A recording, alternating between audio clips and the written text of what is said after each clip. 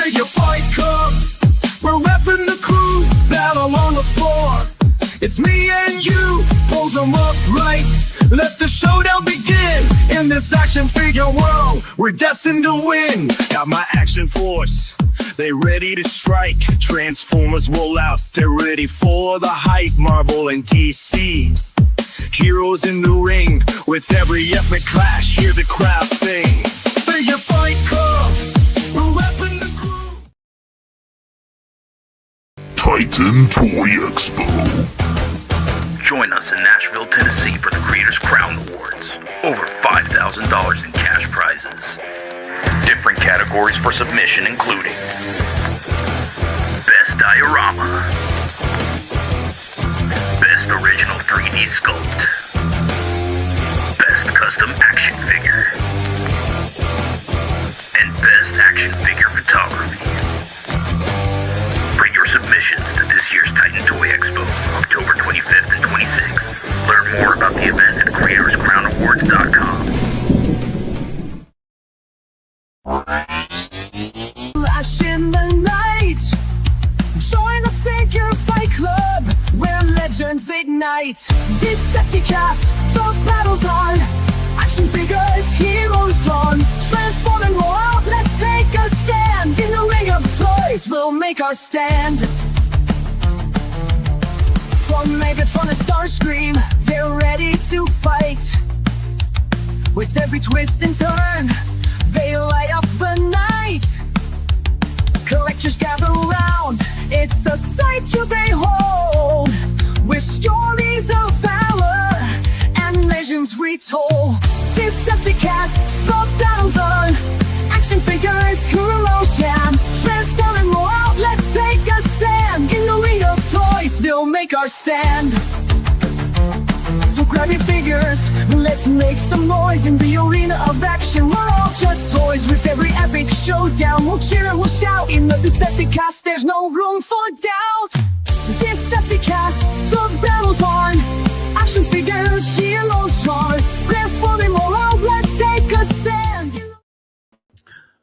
What up, everybody? I'd like to welcome you all to episode, where are we at?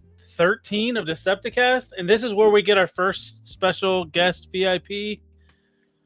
I hope you guys don't believe in bad luck. I know I don't, but first I'd like to welcome my guest host. I'd like to welcome Anna, or my co-host, not guest host. I'm already stuttering. Hey, Anna. I'm not much of a guest, right? Like that would be What's a that? really boring reveal, right? Like our first Right. guest is, yeah, it's Anna. No. That would be really, no fun at all. Right. So, excited to bring in our special guest. Yeah, let's So, do it. everybody, welcome Sukesha Ray, or First of all, AKA Sushi. First of all, Anna is absolutely a guest. So where's the roof? Thank Just you. Where's the roof, everyone? Hi, it's nice to be here. Thanks Hello. for having me on, you guys. Yeah, welcome. I'm glad you were able to join us. This will be fun tonight. Yay! In the smidgen of time that I have, I had to make some time for you guys. You guys were just really Right. good energy, so yeah. I appreciate that. Like I said, pre-game, I've been stalking your Instagram to kind of like fill up the slideshow, and you've had quite a bit of reveals here these last few days. Yeah. I'm glad to see you got that black makeup cleaned off of your face today from one of the reveals. Oh my God. So that was a cold slither. And it was the guy, a great guy. Jeff was my retailer from Comic Dunes. And he wanted to do the cold slither variant of G.I. Joe, where they dress up, as like Zartans in like the heavy metal uniform. And I love to cosplay. It brings some life to the characters and just something fun, right? And I got this paint. And I didn't know it was. I was scrubbing before I came on. I was like, "Oh my God!" I think it's still on my. I think it's still on my face. I just covered it up with more makeup. Like it's still there.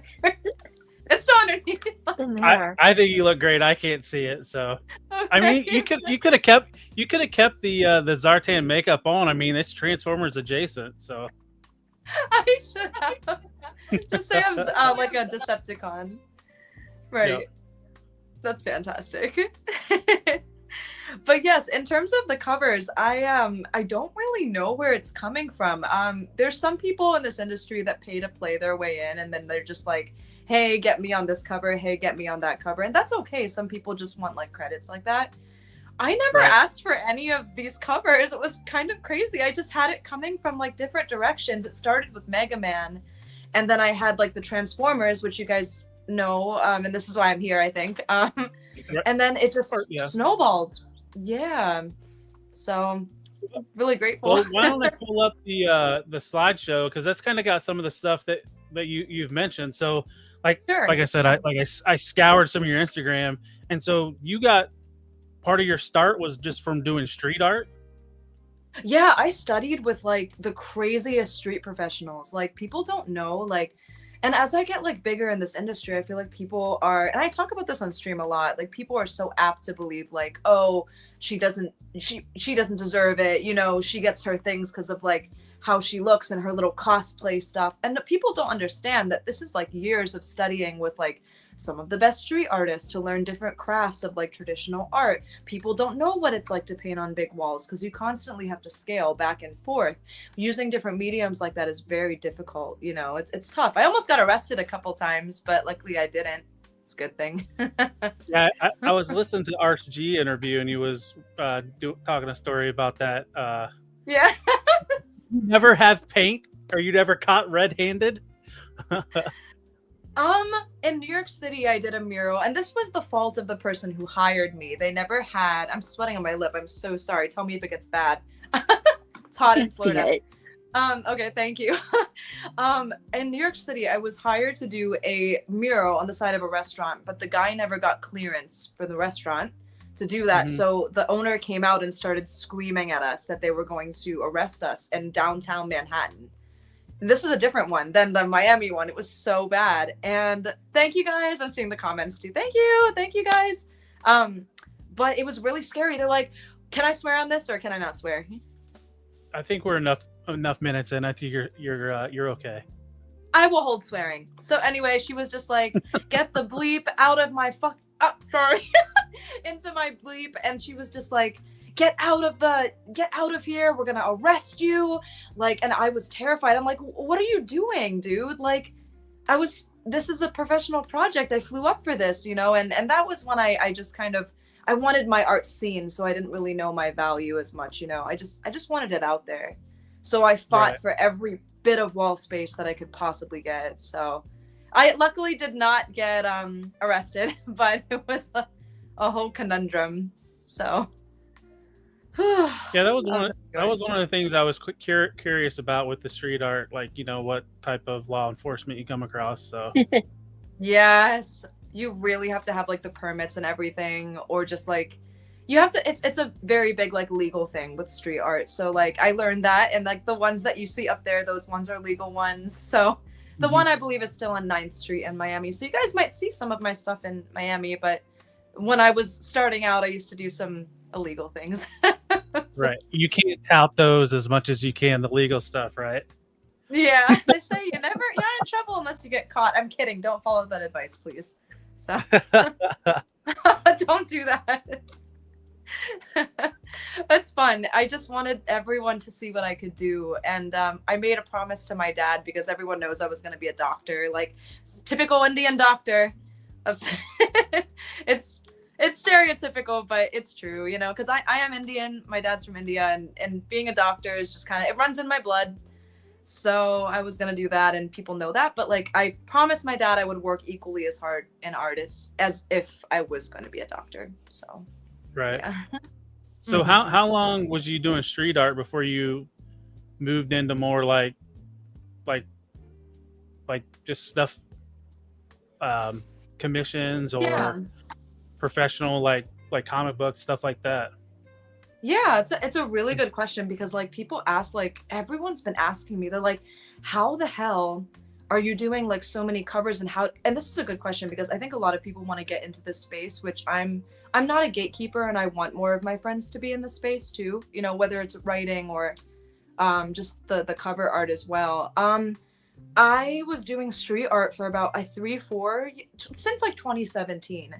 And then I always tell people about my friend Mustafa. At MegaCon, I never thought of myself more than just like, I mean, I always had big dreams for my art, but I never thought that I could be like some big like cover artist you know what I mean? Like the front of a comic, it's very important to be on the front, right?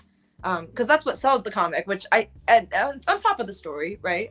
But it's an important thing. But Mustafa, he was like, hey, Mustafa Musa is a talented inker for Marvel and DC and many other titles. But he was like, you're no different than any of these people. I've seen you work. You're so talented and you deserve a shot. You know, it really, and I posted a story the other day. It takes one person to believe in you. Trying to bother me. Sorry, guys. Hold on one second. Can you guys hear me? Yeah. Yes, we can hear Very you. good. We lost you for like a quick second.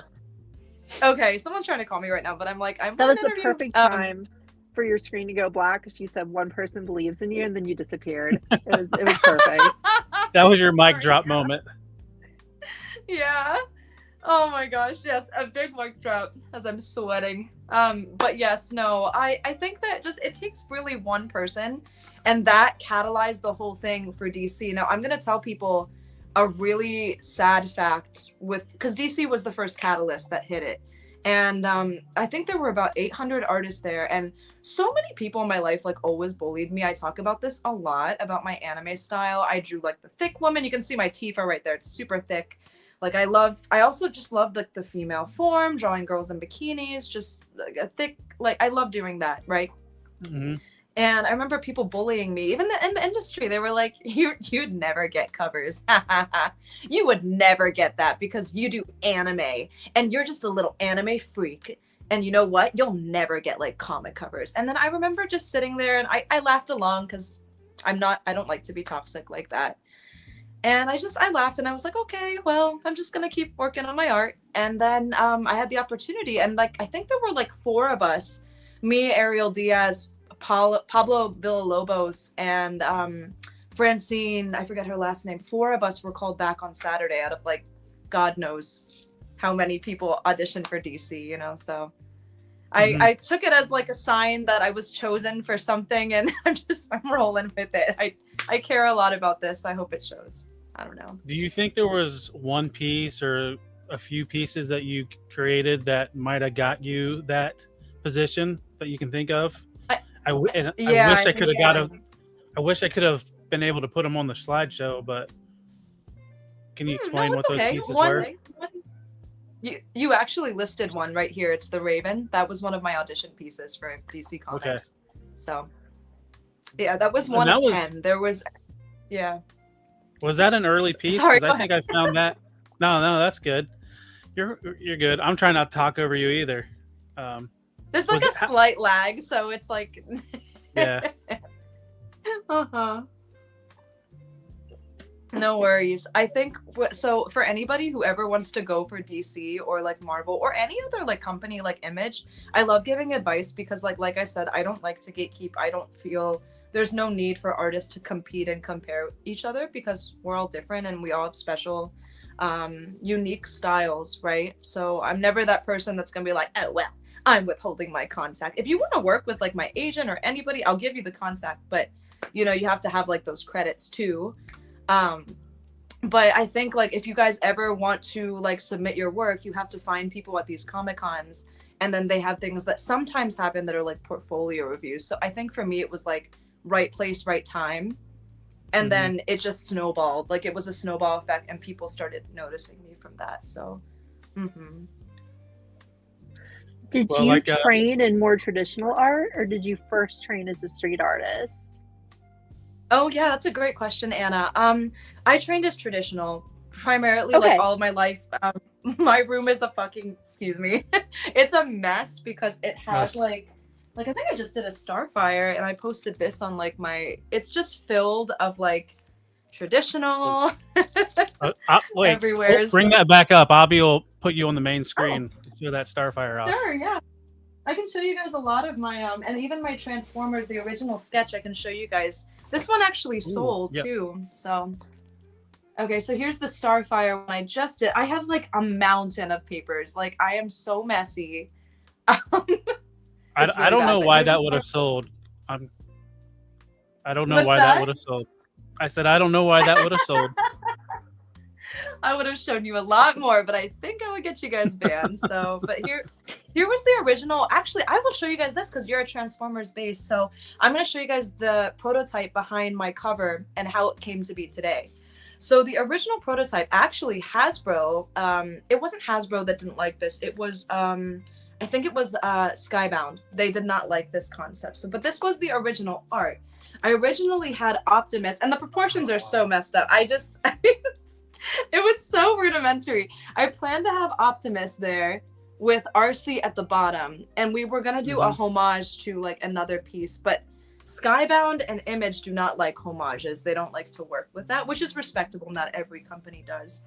But yes, I was gonna have RC at his feet, and there was no Megatron at the time. There was like dilapidated buildings. I just have like very minuscule. Go ahead. I would imagine you showing that off right now or more, you'll have somebody that would want to pay you to finish that. Oh yeah, for sure. I know, but it's sold as it is, so I really can't touch okay. it. Ooh, that's even cooler. Yeah. It did sell for a hefty buck, so it's a serious collector that reached out. So it's nice to see the Transformers franchise like very strong, you know. We're wild in this fandom.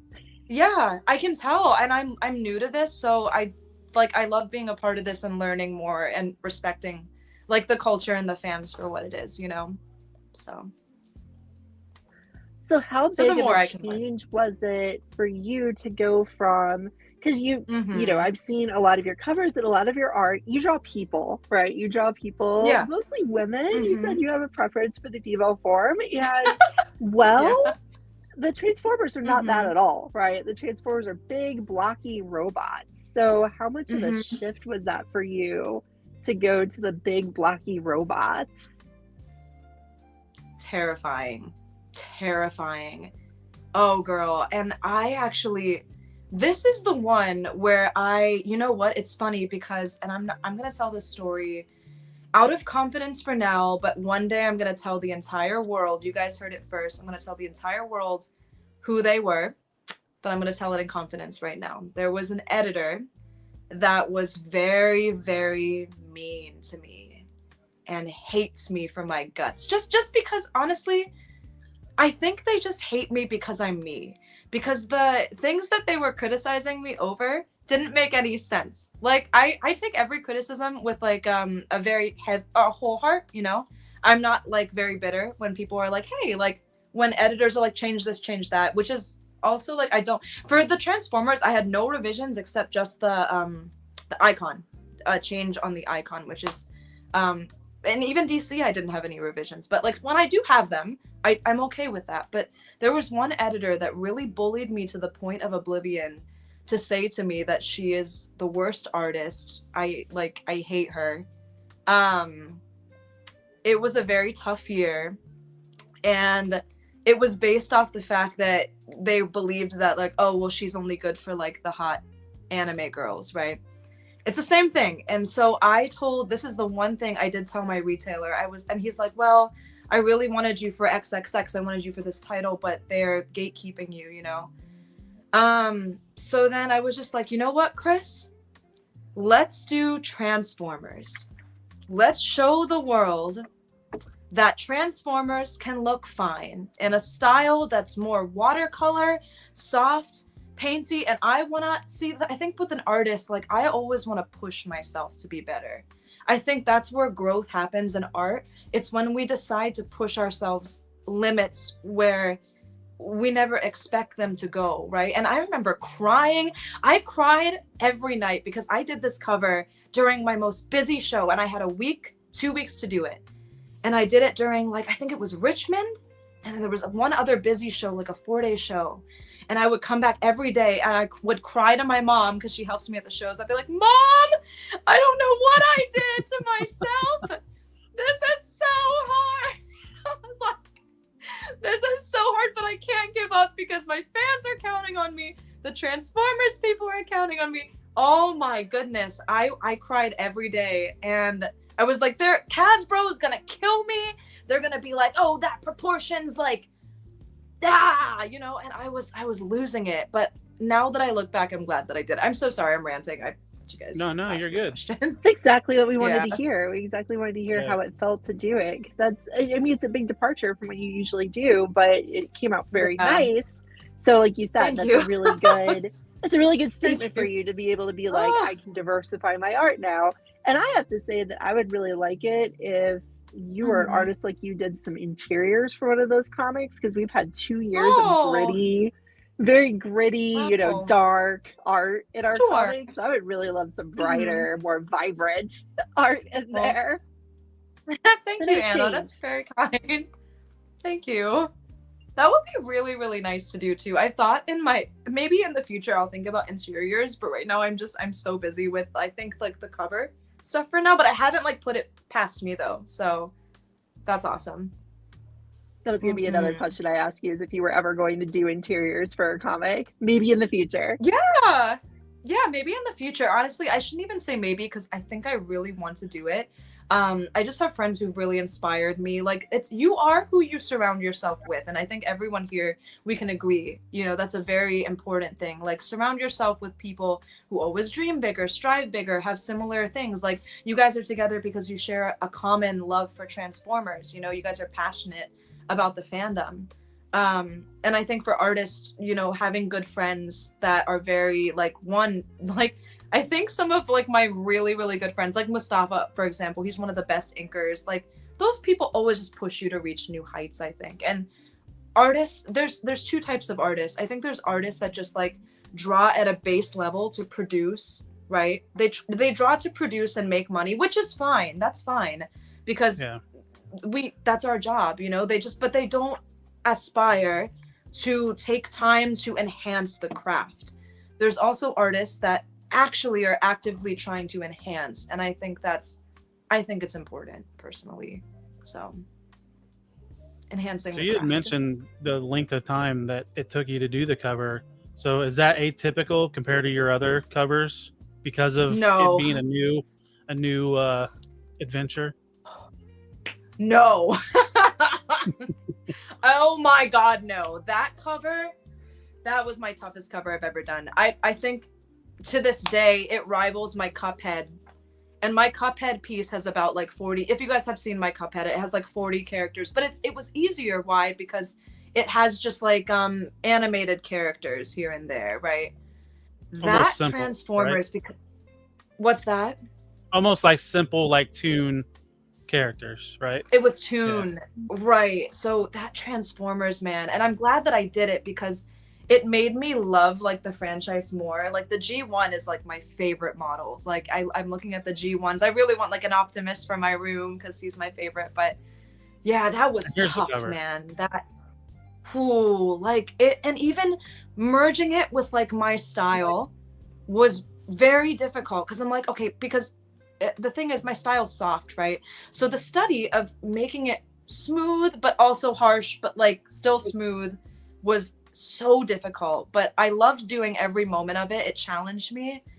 That was my toughest cover to this day. I'm working on one right now, and it does not even compare.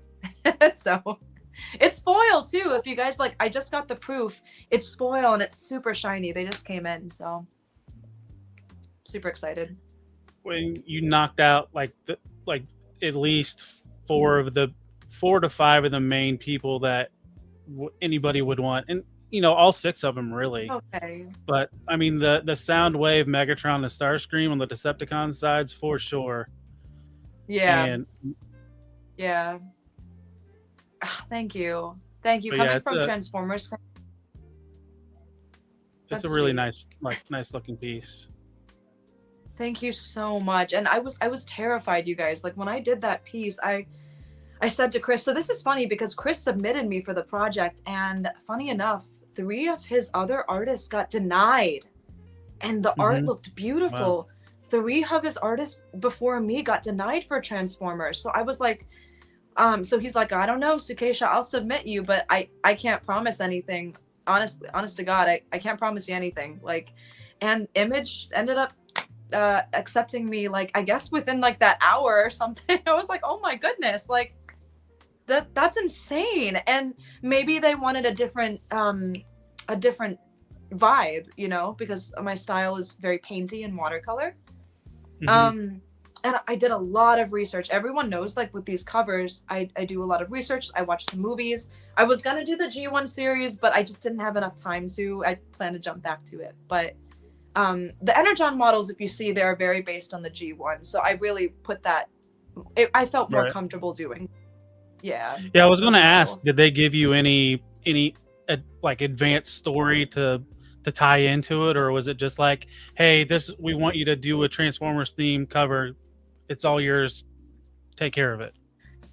Yeah, so the Energon models, what was the most challenging about this cover is that the Energon models weren't explicitly given to me. I had to work off of the reference of either sort of the G1, but also look at previous models of the past Energon comics, and I saw that I really like Jazz. I was gonna do like Bumblebee, but I'm like, that's too basic, because I like doing covers that aren't basic, right? And I'm sorry, I love Bumblebee, no disrespect, he's great, but everyone draws him, you know, so no one ever does like Jazz.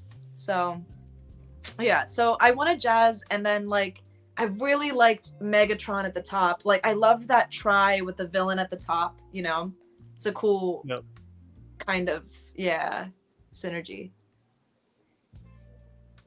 So I felt really good about that one. Now, I know somebody mentioned in the chat, I know it's not Transformers related, but I do have a picture of it, and I wanted to show it off. It mentioned about your Godzilla cover. Oh, yeah. Godzilla. That is crazy. Yep. My first IDW. Yep. First IDW cover. Really, really excited about it. And no revisions on that guy. No revisions. So. Was that your first time drawing a big monster dragon-like character for a cover? Great question, Anna. Oh, no. I love dragons. I think, like, I felt most comfortable with Godzilla, pumping him out, because like dragons have always been like one of my favorites. Dragons, like creatures, weirdly enough, I love to draw them, and I find myself like, I think I'm okay at them. Oh yeah, for sure. Yeah, I like drawing them, so I felt very much in my comfort zone. Weirdly, it's like girls, dragons, and then like probably Sonic characters. So it's all of those in there. Right on. Yeah, no, I'm excited to be a part of the Godzilla franchise too, because this one is actually getting a lot of attention on my social media. And the references, they're very strict at IDW. Those references that they give you are very strict, because they ask you, it needs to be very, very like specific, like down to the ridge on the eyes of Godzilla, down to the nose, down to the dorsal, down to the fact that the front teeth needs to be, their instructions were more they were the most strict, I would say, than any other cover. So I study, man. Like half the time I'm just here, people are like, oh well, she's got a break. No, I'm studying. Just at my desk studying the next thing. So the anatomy of Godzilla is a really fun thing to have to study, though, right? Like, of all the things you could be made study, it's like you have to hate out studying the anatomy of Godzilla. Yeah, I know, girl. It was so cool. It was such a fun project too, watching the movies, like Godzilla -1. Shout out to my friend Billy. He put me onto that movie, and that's a very good movie, but it was very adamant that they did not want the version of Godzilla that was like more lizard-like. They wanted the old Kaisei Japanese era Godzilla, which is awesome. So I was like, yes. Woo! So that was really cool. Well, it's kind of funny because Transformers is doing a crossover with Godzilla, so this kind of works with the show. Yeah. So, like I said, we're nerds of all types. So I mean, we do a Transformers show, but you know, we will branch out a little bit from time to time. So for sure, I love that stuff off. I actually didn't know there was a new Mega Man comic coming in until I saw your cover, and now I'm like, oh, well, gotta go get that. I'm a huge Anna, Mega funny Man thing you fan. mentioned that. You know who's writing that Mega Man comic? Who is writing that Mega Man comic? Daniel Arsenault is writing a Mega Man comic. Yes. Okay. I don't know if it's this one particular, but he's writing one. So if you guys don't know who that is, it's Proto Man. He does a Transformers podcast on YouTube every Saturday. Really cool. Right on. Years I of know going that by Kenny Proto Man has paid off. Yeah. Oh, yes. Oh, I have a story to tell about that one too. Oh, sorry. Oh my God. This is just the world of covers, and like people don't know like how crazy sometimes the world is right inside. Like, but the Proto Man, that's canon. So my original Proto Man, I wonder if I can find the original prototype. It did not look like that. My original one, I went off of the anime, where he has a similar hairdo to Mega Man over there, and I just made it brown, but a little bit of like the mullet in the back, right? And then Capcom got back to me, and I was on the plane to Japan at this time. I was literally sitting on a plane going to Osaka. I had the worst turbulence.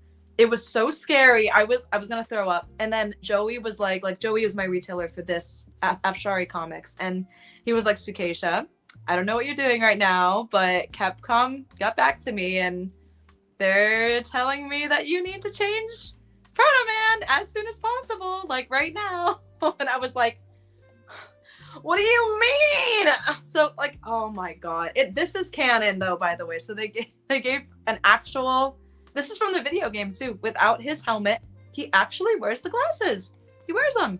So 2 layers. Yep. 2 layers of glasses, right? You have glasses. Yes, your glasses. Yep.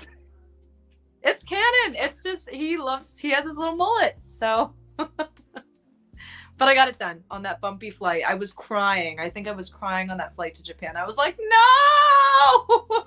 Help! It was a lot, but I made it. So of all these major like companies that own these IPs, who's been the easiest and who's been the most difficult?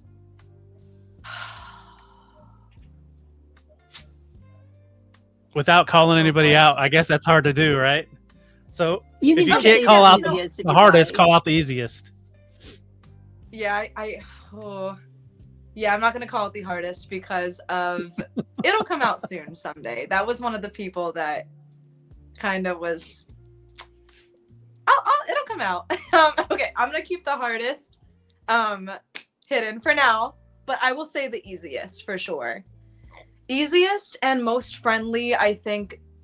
It's gonna be a 3-way tie.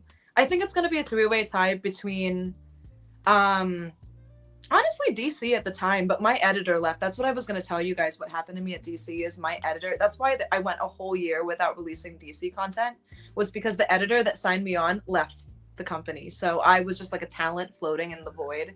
And now I finally have like a Harley Quinn Elvira and stuff. So that's good. But it took a minute. But DC was always easy. I think this year though, let's just say strictly this year, Dynamite, Image, and IDW, they were all even Transformers. I created all those problems for myself only for Hasbro to literally tell me, which is amazing. Hasbro was only like, this looks great, fantastic. Just change the symbol on them to be more the modern symbol, which is, right. I thought they were gonna ruthlessly kill me because I had like major fans being like nitpicky and blah, blah, blah. And fan is short for fanatic, so can't 100% I know, and take to heart what all the fans say, but so you did allude to the DC cover that you're doing, and that's this one, right? Yes. So with the Harley and the Elvira crossover. Yeah. So I haven't even. Through Elvira. So I've been out of comics for a little bit. So DC is doing a crossover with Elvira. Yeah, it's super cool, and it actually, funny enough, goes through herself. It's because she actually herself gave me notes, which is pretty cool. So. Oh, that's so cool. Yeah, it is actually dope. I was like, oh my God, this project is so cool. So it's like double trouble. So have you got so you've had some interactions with Cassandra Peterson or No, not myself. It comes through like the Okay. company to me, and I get notes from what she says about like, and she had like minor revisions, but I took care of them. And no, that's cool. It's approved, and obviously I wouldn't have posted it if not. So it's Right. out for, I believe, New York Comic Con. I'll have it at there. So yeah, I think that's what yeah. yeah. Along with is this one New York Comic? No, that's EC. Yeah, that's New York Comic Con. Yep. The Viking, The Viking Moon. Moon. Yeah, that one's super cool. I'm excited for that one. That's a new series, Werewolves versus Vikings. So I anticipate good and high things for that. And it's another Image cover and no revisions. They're easy going, like I said. And I think it's Jose, one of the contacts. Shout to Jose. They've been really sweet. And Image always reposts my covers, which is amazing. I see a lot of support on their end, you know. Right. So big shout to Image. And, you know, you always see like Spawn from McFarlane, you know, damn, like one of their industry titles. You go to the Comic Cons and you see lines wrapping around for Spawn. You guys know it, you've seen it, you know. So Yep. and then So there was a Abby did have a question. Will these be at your booth at NYCC? Yeah. I'm gonna try to have like everything. You guys are good. All right, and then we kind of alluded to this earlier, but so this was you announced this today that it'll be at NYCC as well. Yeah, this one is, and I'm gonna be doing a whatnot stream with it too, like remarks. So this is a very niche. It's a little bit more niche. It's a Cold Slither. It's when Zartan goes undercover and he's like the rocker, like he's like in a heavy metal band, and I have the lyrics of his mind control lyrics behind him. This one, I really like the shading on it. I pumped this one out during San Diego. I had a week. I had a damn week to do this one. During San Diego, it was during that weekend. So I think I posted about this. Comic Dunes, Jeff, great guy. He's like, I love your energy, girl. I want you to be on and he loves this. And I'm learning more about now Cold Slither and G.I. Joe. I'm doing studying on it, but and maybe one more in the future, we'll see. But he really wanted this, so I was like, let's do it, man. Like, let's do a buff dude. Let's do something manly. I love it. And it has a cult following, I guess, like Cold Slither, you know. So yeah, they were Hasbro was doing a big Cold Slither push this year, and part of it was at SDCC. They did a 4-pack box set where I believe both me and Anna purchased that box set. Absolutely. oh, It came wait, with a that's band. awesome. It came with a full drum kit. Each member had a guitar. One of them had a keytar. So Yep. It was a That is fun so little kit. cool.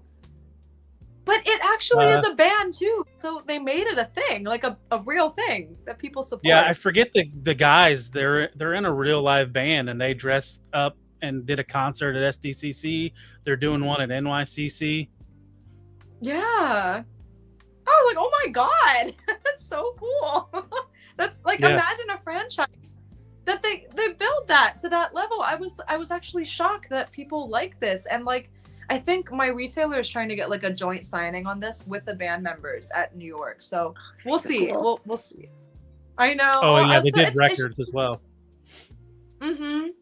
Yeah, so this is for the G.I. Joe fans, and maybe I'll get to do like another G.I. Joe with like a serious action thing. But this is fun because I also sing too, so it's a nice thing to do, like a musician to start. So Yeah, you're on Spotify, correct? You have you've recorded some stuff and it's up on there. yeah. A lot of my fans. Oh, I'm sorry. Go ahead.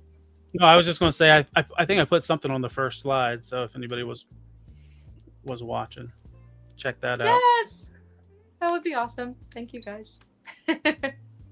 But yeah, I really resonated with this specifically as well, and I just being able to do so many different things shows like a versatility, I think, of the artist, and I never want to like hold myself back and only be known. You know, it's kind of like an actor getting typecast. Does that make sense? Like Jack Nicholson only playing like the evil role, or Zach Galifianakis only getting cast as like the funny guy. You know what I mean?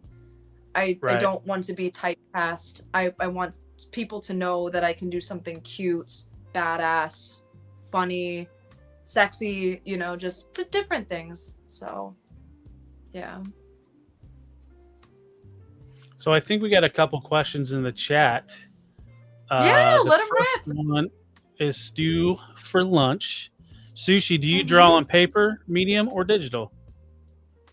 Well, I did the Transformers. I always try to do this was the Transformers prototype. Like, I always try to start it traditional, because this day and age, you guys, I'm gonna tell you like the god darn truth forever.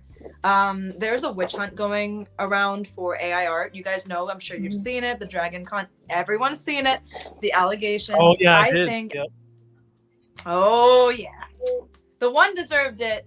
The one is a case. Oh my goodness. But there were a couple people I believe that were accused. You know.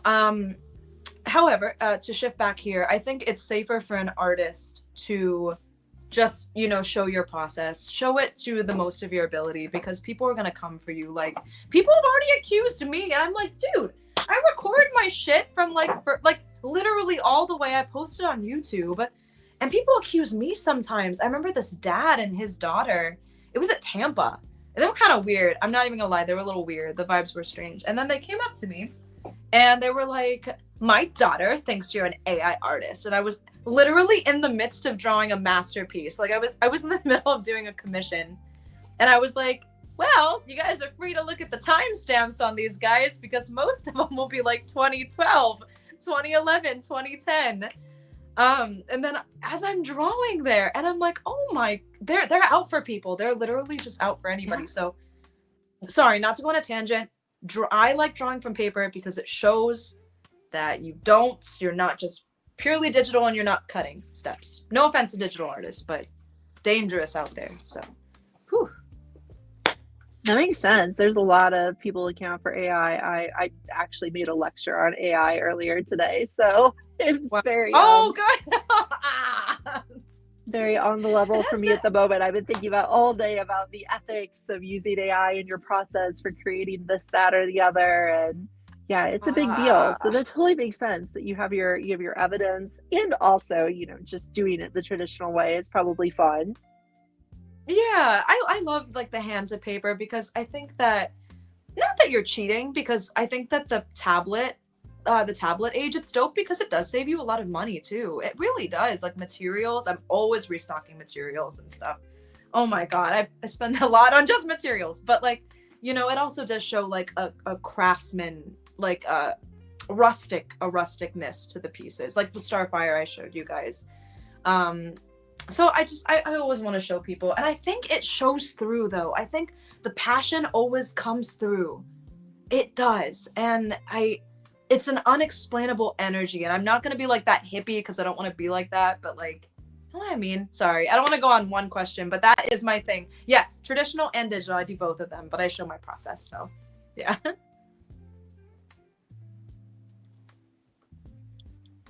Oh, you're muted.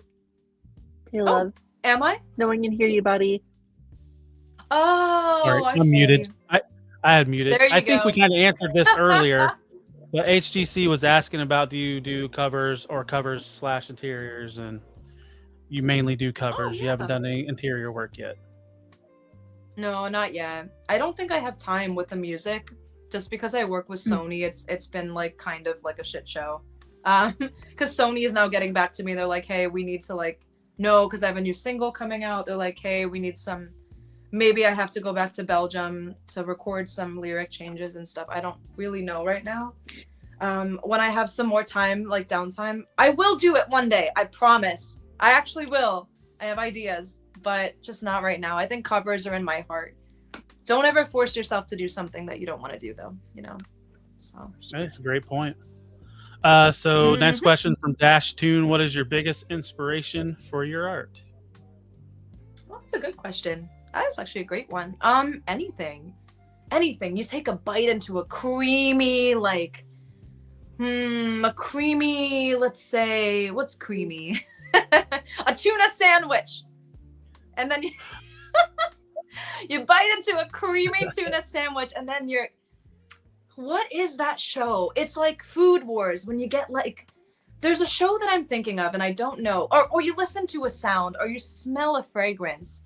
Sometimes I'll go into like a Macy's, right? And I will smell a fragrance that smells like strawberry. Be like, oh, so my brain starts firing. I'll be like, oh my God, well, I can make a character that has a strawberry outfit. Okay, well, maybe she can have magical powers. Okay, but maybe she can also fall in love with a prince who doesn't like her. Maybe it can be a hentai and it can be really hot, but she's gotta have to be of age because that's naughty. You know what I mean? So my brain just kind of boop, boop, boop, boop, boop. And then if it's a tuna sandwich, I'll be like, okay, well, maybe I can make a character who eats a tuna sandwich and that tuna sandwich gives her magical powers. You know, I don't know. Like, it just anything will just boop, boop, boop. It's weird. Like Jimmy Neutron a little bit. It's bizarre. Sorry. That was a fun insight into your creative process right there. It's so weird. It's so weird. It's fun. I wanted to ask a question built off of another question Stu asked earlier. He asked if you still draw for fun. I'm going to infer that you do and ask instead, when you draw for fun, what do you end up drawing? Oh my gosh. Thank you for asking that. I love that question. Oh, I don't get a lot of time to draw for fun, as of like the industry projects this year have taken up a lot of time. I'm very grateful for them though. Don't get me wrong. But when I do, it's like literally times like now, like after I come back from shows and I just did business for the whole weekend. I was talking to my fans and followers and friends, and I'll just draw like things that make me happy. I'll draw like a mermaid. I'll draw Sonic. I'll just draw things that like keep me happy. You know, it'll be sketches. Like I think I drew, let me just see, like I did this yesterday. I drew like a character and I posted it. And this was just for fun. I just did a character holding some microphones and like some music notes and stuff. It's kind of like an angel, but I just drew it to practice, just to give your wrist a little, you know what I mean? Just some stuff. I do wish because people are like, oh, when are you gonna have new stuff? And I'm like, I will have new stuff, but like I can't, like physically, I don't have any time for myself as much anymore. Like I said, I'm not complaining. I love my job, but sometimes I miss, creating just for myself. So so it's okay. Comes with the territory. I'll be looking forward to your first art of the tuna sandwich wizard that you just created. I know. I'll make it just for you, Anna. I'll name one of the characters after you, okay? It'll be beautiful. I know. She's going to have red hair and everything, and she'll have like tuna. Or she can turn into a mermaid, She'll get mermaid powers or something. So. Yeah. Cannibalism, maybe, with mermaids and tuna fish sandwiches? It's magic tuna. It's magic tuna. Okay. It's a tuna mermaid. Yeah. There you go. Yeah. So I've had a question I've wanted to ask creators.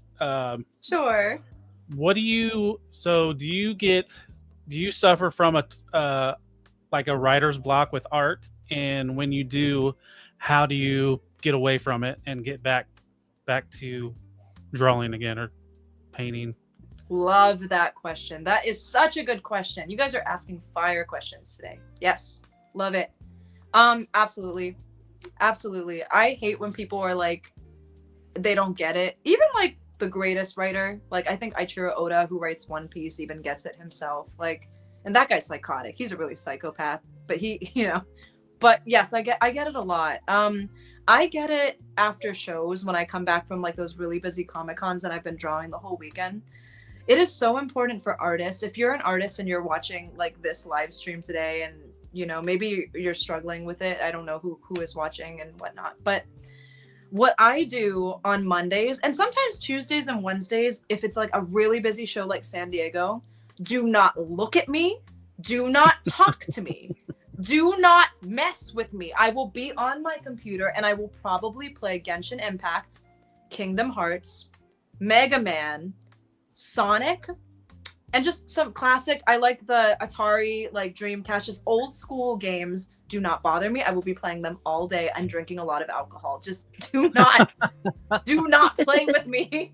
That's all I do all day, because you really need, and because people ask me like, when it becomes your career, it's a different ball game. You know, it's all fun and games when it's just your hobby, but when it's your career, you have to take a step away. And that's why I've been taking a lot of breaks for myself, because the covers were like boom, boom, boom, boom, boom every week during busy shows. So I would be up until 4 working on those covers and then doing these shows until like 9 to like 7 every day, you know. Yep. So, and it's still going. It's still, I have a cover due tonight. Like, it's still going. So people are like, oh, are you gonna be at this show? I'm like, I was gonna swear, but I'm not gonna do it. Hell no. Fuck no. Leave me alone. But it's so important. Literally, whatever your steam is, like if it's going out in nature, hanging out with friends. Mine is playing video games and calling people on the phone. Like, that's my happiness. Like, or going out, right? Just you need to take a break. So anyway. So I know your time was limited this evening. We have a few more questions. I'd like to get to those. That's and okay. Then, you know, if you got to get going, you got deadlines, yes, right? Let me see. I can take for like 10 more minutes. That's perfect. I'll cut my answer short too. Perfect. Sounds good. Okay. All right. Cool. Let's see. This one was Lords of Brooklyn. What are your top 3 comic artist inspirations? Oh man, my bestie Mustafa Musa, of course. I've known that guy since 9 years in the industry. Look up his art, you guys. Most beautiful lines I've ever seen. Clean, crisp. So in line art, Mustafa Musa, look him up. The best story. He has the best story of very inspiring guy if you ever talk to him. He has been nerfed by the industry a lot of times, came back from being nerfed. Like, a lot of advice comes from him, and he's the reason I have my DC cover today, like my big one, which is awesome. So look at Mustafa Musa. I would say Jim Starlin's actually like a really good friend of mine. Jim, he's the creator of Thanos. Jim's very inspirational because he created the character, one of the greatest, I think, Marvel villains of all time. His movies are undoubtedly the ones that were created. Infinity Wars and Endgame were 2 of the, I believe, the best sellers in Marvel Universe. So I think so. You could correct me though, but Jim Starlin was the creator of Thanos. So Jim probably, and then the third one, dang, because there's so many I like. So it's so hard, you know. There's so many comic creators that I really like. Oh gosh darn it. Well, you can't go wrong with like the late Stan Lee, you know, with his inspiration creating Spider-Man. I don't want to be basic though, because I could go off a tangent of like, you know, for female artists as well, you can look at Ariel Diaz, you can look at like Rian Gonzalez and some of these female archetypes of like greatness, you know, Chrissy Azulo, who have paved the way for their own styles. So I can't pick one, but okay, if I would say like one of my, and Lobos, Pablo Villalobos is one of my good friends. I understand he has a very Adam Hughes type style, so sorry. Okay. I appreciate every artist for like who they are and the impact that they carry. So it's hard for me to just pick one. So all right. Well, this kind of leads into 2 is best 4. I don't know. Oh, it's Billy. 2 is best 4 is you. Oh my god. Yeah, that's you. Damn Billy. Just top Billy. 3 manga artist inspirations. Yeah, thanks, Billy. Tokyo Mew Mew was the first thing that got me into anime. It's that old, like, it's does Anna know? I know. Yes, Tokyo Mew Mew. Yes, so Anna is 100%. Yes, manga and anime. Me, not so much. True. She teaches me. Oh, I love that. They try to. Okay. It's a magical girl. It gives Sailor Moon energy, but with animals. Anna knows, I'm sure. It's cute. It won't go. Yeah, it's really cute. Love that. Tokyo Mew Mew. Second, probably like standard. Well, you can never go wrong with Goat Piece. One Piece, of course. His writing is impeccable. Whether you, Anna knows. I love his writing. It's so much. Yeah, it's a lot though. And I didn't originally like One Piece because of the style of art. I thought it was kind of ugly at first, and then when I gave it a chance, I was like, oh my goodness, okay, this is a whole. There's a reason One Piece is catching up to like all of DC's like comic sales, like Superman's comic sales. So, and I think it's beating Harry Potter sales too. I was just like, oh my goodness. So I would say One Piece. Yeah. that crazy like for Oda. So and then third, I don't know. I could go with any like amazing creator. I love hentai. I'm not gonna lie. I love the Japanese porn anime. It's so good. I will go to bed reading like hentai every night. Let me show you. Hold on. Wait. We're gonna get Figure Fight Club banned tonight, Abby. I have I literally don't. So there's I have to cover the nips, but just I have this fan of mine that always gets me like this hentai. I'm gonna cover it with a little napkin so you guys don't see anything. But it's basically like no, you guys can't Abby's see blushing anything. in the background. I know it. I can see his face. Let me just see if I can cover this. But this funny fan named Garrett always buys me like hentai, and this one's called Titty Parade. I'm so sorry. Bleep that out if you can. I'm so sorry. I love reading smutty manga. Well, that gets you guys demonetized. I'm sorry. It's really funny, but I think it's incest, so I don't know if I want to read it. Sorry, Garrett. I think it's incest. I don't know. But he's a big fan of mine and always buys my art, and Garrett always gets me these really raunchy comics. Okay, I'm just gonna leave this over here. Maybe I'll read it tonight. I don't know. I would have to say that's an interesting way to relax before bed. That's for sure. I love it so much.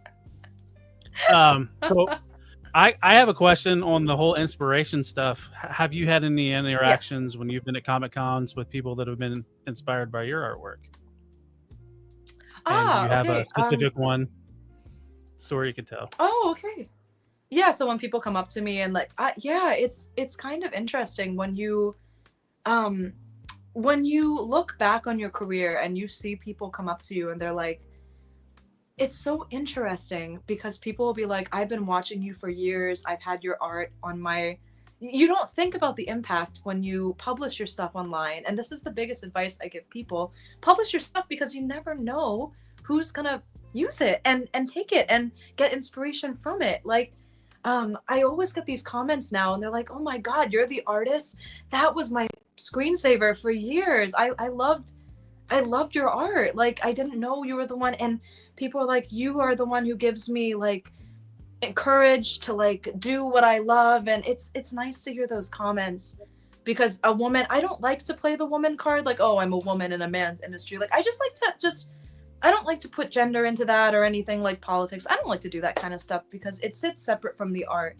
I'm just very much about like, how do you say it? The art speaks for itself, always, and it should always, but it is different for being a woman to some degree. Being a woman in a comic industry, it's just, I'm very honored and very grateful to be a part of it. And you really gotta fight. You gotta fight a lot for it, you know?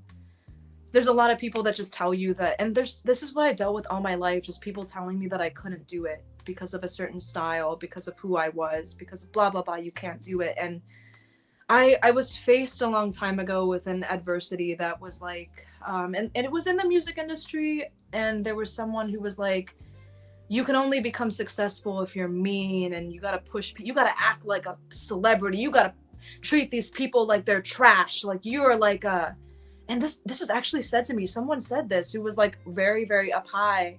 And they're like, you got to act like they're peasants and you're like a god. And I was like, I will never treat anybody like they're lower than me. That's disgusting. I still act like, I think you guys can tell too, I will still act like I never got any covers, or I will still act like I did the day one that I started in this industry, because I know how it is to start from the bottom and like make your way. Like, I didn't have any connections going into this. My dad is a doctor and my mom is a nurse. They don't have any pull in the industry.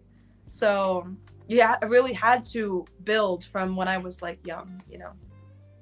So well, I will it's have nice to say, to get this. From talking to you, you seem like a humble person, and yeah. Thank you. So we have two more questions, and then we'll let you do some shout outs and then let you get out of here and get back to work. That's okay. I'm having fun with you guys anyway, so okay. I'm glad. I believe I'm having fun along with Anna. I don't want to speak for her, but I'm sure she is as well. I can see her grinning. So. Yes. So, Toys Collectors asking, will you be at Tokyo Comic Con? I will be at Tokyo. I hope you'll be there too. Me, Jim, Mustafa, Godtail will be there. A bunch of us will, at least like in my circle. So say hi to most too. We'll be there. Woohoo! Let's see. The next one from Lou. Where can we hear your music? Yeah. You guys can even just like Google my name, Sukesha Ray. I have like Spotify, Apple, Amazon. Should be everywhere, honestly. And I have it linked to my Instagram, like my music profiles there. You guys can find it on if you just like even Google my name. So it's pretty easy. Let's see. Art G is asking. Wait, will Wanda be at NY? Is that your mother, Wanda? Yeah. Okay. I was trying to remember if that, because like I said, I listened to Art's interview to kind of prep a little bit to make sure I wasn't 100% in the dark. Yes, Wanda will be at New York. Oh my God. Last thing, I'm not going to go on a tangent too much about this. Literally, we were attacked at New York last year by two crazy people from the UK. I don't know what has gotten into the food in the UK. I'm not sure. But these two crazy people attacked me and Wanda. Wanda ended up touching the elbow of this man. She was like, my mom is a nurse, for everyone who like knows. Wanda touched this man's elbow and she was just like, are you okay? What's going on? And this man was like, assault! She assaulted me! This woman assaulted me! And then literally these two people were trying to get us arrested at New York Comic Con last year. It was terrifying. So people know that story too. It's fantastic. So now we call my mom Wanda the assaulter because she touched a man's elbow. I mean, maybe She's she just needs to be like your booth bodyguard. Be careful, like you don't know. You could have your elbow touched and you don't. Oh my God. Right. Oh. But yes, Wanda will be there. She's great. So that was a crazy story. Oh my goodness. So what is your lineup in the next, I don't know, a few weeks? What Comic Cons are you hitting? Yeah, good question. A lot of people ask this. I'm taking it easy, man. I think I've got Rhode Island, New York, Tokyo, and I think those are, and Salt Lake. I think I only have 4 left for the year. Yeah. But I mean, I could always jump into more. Right now I have so many commissions and so much backup work. I don't feel the need to do that right now. I want to take care of my people and my clients. So I think it's more important right now. Abby did mention one in the chat. I think I saw this earlier today. Oh yeah, Titans Toy. Yeah, I'm sorry. I'll be there too. I'm sorry. If I was talking 3-day, yes, I will be at Titans Toy Expo. Thank you guys. I'm sorry. I will be there, and I will be at a smaller show in Lakeland, I believe. I still have to make my picture. I'm sorry, guys. Yes, I'll be there. Oh. I'm kind of like spurting it out. I have my schedule here, and I could be missing other dates too. I just have my schedule. So. All right. Thanks. All right. Well, Anna, do you have any other questions? I'm trying to think. I mean, I've kind of hit everything that I wanted to ask and go over. She's covered so many questions tonight. I mean, this has been a very thorough and deep hour-long interview. Right. And thank you, guys. Like this kind of just came together really quick. I like to thank Abby for contacting you, and then you being able to hop on. It seemed like it was just over the weekend we got a hold of you. So yeah, I'm super honored. Thank you guys, and I'm sorry that sometimes I can be a little bit like flighty with my brain, because sometimes I'll have like those dates in my brain. I didn't want to like not mention Titans Toy Expo because I know that one's it's a special show and I'm excited to do it. But sometimes I'll have it in my brain, like the immediate big ones that I know, and ones that I recently took on. It takes a minute, and I'm so grateful to be here. I'm sorry I don't have the most Transformers knowledge right now, but I hope if anyone's out there who's like artsy fartsy and took something from this, I hope that they did. So you guys were awesome. What's Your that? energy has been so good. You brought such positive energy. That is the best. Right. Okay, Yeah. thank you. You're very, very fun. Yeah, very great personality. Thank you. Oh, and I care. everybody in the chat's asking when you're coming back to Twitch. Oh my god, yes, I'm actually like a partner, like with a check mark, a verified Twitch streamer. And I don't shit, everyone wants me to come back. Let me just finish these projects. I promise I will, because I used to do the funniest things and I would show my processes online. I'll come back to you guys, but I gotta get all this work done and I gotta get this cover due tonight done. So yeah. All right. Well, do you have your sites and your socials you'd like to shout out before you head out? Oh, sure, guys. Yeah, I'll do a quick one. Yeah. So as they said, you guys are gonna find my links below. You guys can also just Google my name, like Sukesha. It's like spelled like Kesha with a Su. Or Art by Sushi. You guys can just put it in Google if you're confused. I'm sure they'll put it as well. But it's been such a blast for you guys. You guys asked the best questions. It was so fun. I hope I did not get you guys demonetized from Boba Parade over there. So I think Avi said clipped. So I don't know if he's taking it out or he wrote down the timestamp in case he has to. Okay, I'm sorry. Wait, you guys can edit this though, right? Well, we're live, but yeah, we can. I think you can edit it after the fact.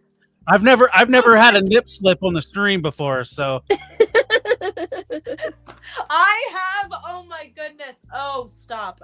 Last thing, I was swimming, but you couldn't really see it, but I was swimming and I was like, oh snap, like because my swimsuit when I used to be a swimmer, so I was like freestyling. I came up and then I immediately ducked down and I was like, oh my goodness, whoa. But I think I got it just in time. So they'll get you, man, especially when you're swimming like that, you know? Gotta be careful. Yep. Well, well, you like paused like right in the middle of that, right as you was taking a drink. So I was like, oh no, did we lose you? Or is it my internet? No, I was just gonna say, drink of choice is always wine. I love you guys. No, I was reading the comments, but yeah, you gotta be so careful sometimes on stream because you never know who's watching or who's just out there watching or just like recording you, shall I say? So true. Gotta be careful, but just being your authentic self is the most important. So. All right, well. I appreciate you for hopping on. This was a really fun interview for our first creator. Actually, it's our first interview, so it was like I said, I'm glad you hopped on and was able to talk with us this evening. Thank you guys. Thank you for having me.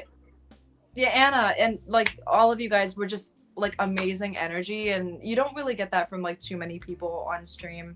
Amazing questions, and I'm really grateful to be a part of this. Thank you guys again.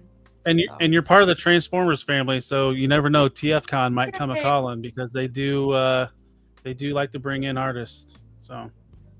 Oh, okay. Well, I gotta get through the shows I got this year, but you never know for next year. So super cool. All right. I'm super stoked. I hope to see you guys soon at future shows. You fun? All right, good evening. Yeah, nice to meet you. Thanks for being here. Bye, guys. Thank you so much. Enjoy.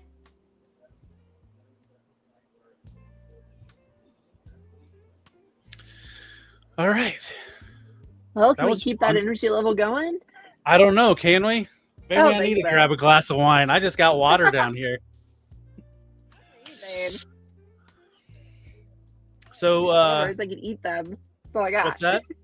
I said I've got robots I can eat, but I don't have any sort of drinks here. Oh, do you have some gummies? No, robots. Plastic toys. Robots. Oh, yeah. It's not like the animals that you can chew. Your animals that'll chew on your toys. No. So what did you get in this week? You'd like to show off? Oh, since, okay, yeah. Just back to business, right? Right, back. that was fun. That was fun. You know what? I'm just gonna go big or go home, and I'm already at home, so I guess I'll go big. I went ahead and took a gamble. I decided to get the KO of the MPG 09 Genrai, the Super Genrai set, and here he is. And this is a very unique moment for this figure that it is stable. This is his first time being stable ever. It is an unstable disaster of a figure. I have learned that the Genrai MPG design is fantastic. It's really fun. I love it. But the KO of it is poop. So, it's going to need a real one. And we're not used to that. Typically, the KOs are sometimes improvements. Sometimes improvements. Oftentimes, they feel like factory seconds. This one feels like a factory 57th. Like, this is not the quality you would expect. The plastic feels different. The parts break very easy. I would know from the multiple breaks that it's had since I've owned it. And yeah, nothing fits together well. I've heard that there's a problem with the real figure, that the head doesn't actually press in all the way. A lot of the times, like, you got to get it just right. Mine is not currently flush. I did have it flush once, but I had to take it out to get some photos because I'm in the process of getting some replacement parts for it, hopefully, or a complete replacement or something like that. I kind of like to just give up on it and get the real one. But yeah, that doesn't fit in all the way. And his the Godmaster is in there right now because I was willing to actually go in and bend the parts in order to get it to stay in. But normally it would just pop out, and if I take it out once, it won't go back in until I bend those parts again. Something we don't want to do with plastic, somewhat expensive. No, you do not.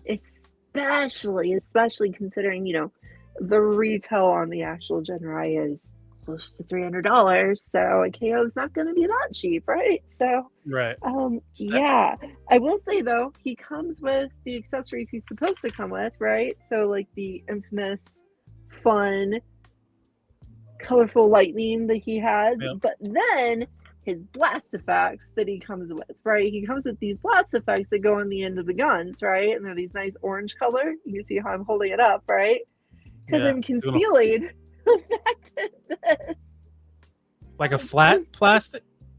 Yeah, it's is that like a flat orange? Yeah, the whole thing is supposed to be translucent orange, but it's just flat yellow. This piece here is just flat yellow plastic, so it looks so stupid. You put it on God, and it's like, there you go, right? It's like it's shooting like pegs in. It's ridiculous. And some of the colors are off and stuff. Like the little Genrai, like he's way too orange in the face. Right. Like the colors are off, but I like the figure.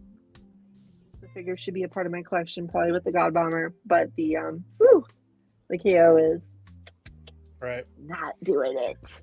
So while we're talking about kind of crappy toys, so last week I showed this off, the box of it, but I opened it and transformed it, did a review. This guy looks pretty, but he's a pain in the ass to transform. Kind of looks pretty though. Like, I thought in preview pictures he looked gorgeous. In hand, he just looks kind of plain. Yeah.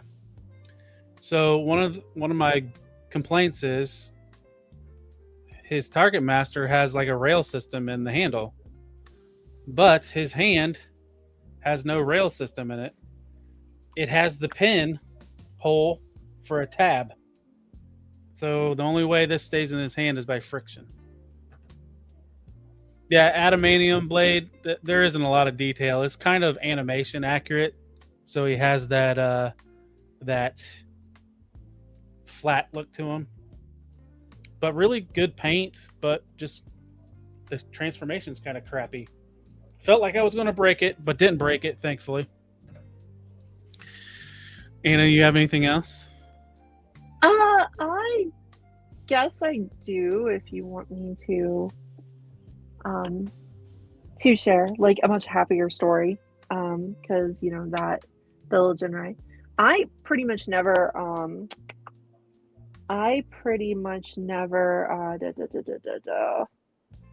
show off the mainline figures. Like, I feel like that's been a problem with the two of us. Like, we're never showing off mainline figures, but almost like we're biased. I hate to come off like that.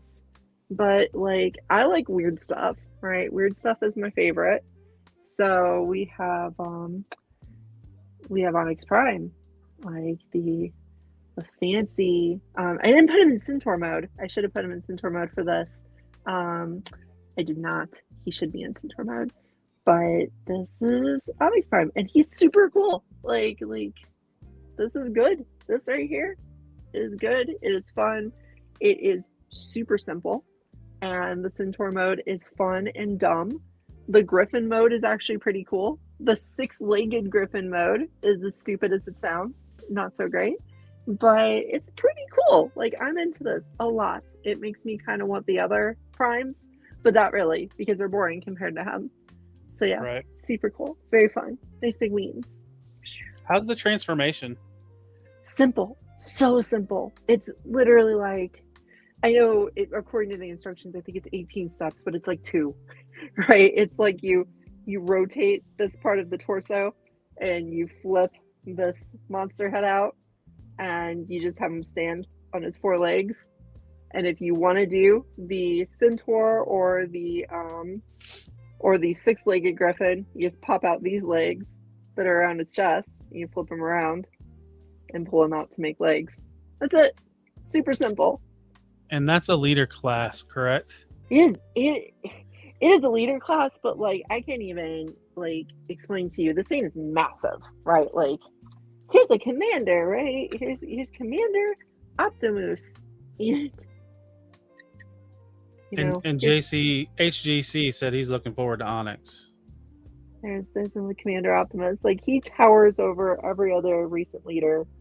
But your comparison right there is complexity versus plastic size. Yeah, no, absolutely. Like, this is a ultra complex, oversized Voyager at a commander price, and it feels good.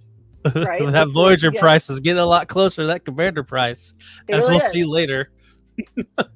But it feels good for the price, right? Like, you spend your $90 on the commander, you get this guy, you're like, he's great, he's so good. This is just a leader, but it's so much less complex than that Studio Series Prime. Like, this is not complex at all. This seriously takes like a minute to transform. Like, seriously, just and you're done. That's how you transform it. You could do it blindfolded? Oh, not yet, but give me a minute. Close. Give me a little practice. But yeah, it's simple, it's fun, I'm into it. But leader class toys are expensive these days, so I understand why a lot of people aren't getting them. Yeah. At least that one has size to almost justify the price, would you say? He has size, but tell me the fiction about this guy, right? Like what he does in fiction? Can you tell me all about it? I remember, wasn't he the chess piece, the Predaking, like the little thing that went inside his the mouth of I forget the guy's not Rampage, the lion. It's just twirling around. Yeah. Sounds good. Sounds like a fiction. It's just like, people aren't going to know Onyx Prime, right? Like, people aren't going to know Onyx Prime. People aren't going to know Micronus. People aren't going to know pretty much most of these guys. So I think mileage is going to vary on how much people actually want this. Razor Claw. Thank you, HGC.